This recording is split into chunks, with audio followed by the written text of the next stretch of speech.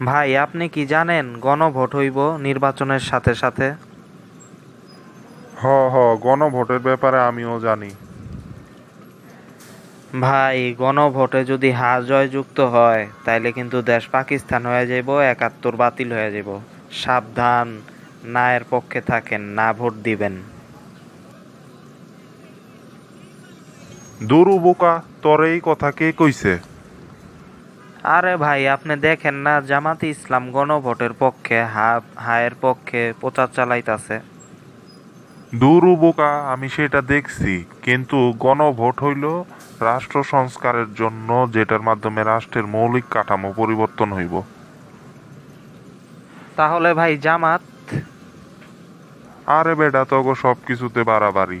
এখন জামাত যদি গোসল করে, তোরা কি গোসল করা ছাইরা দিবি বোকা?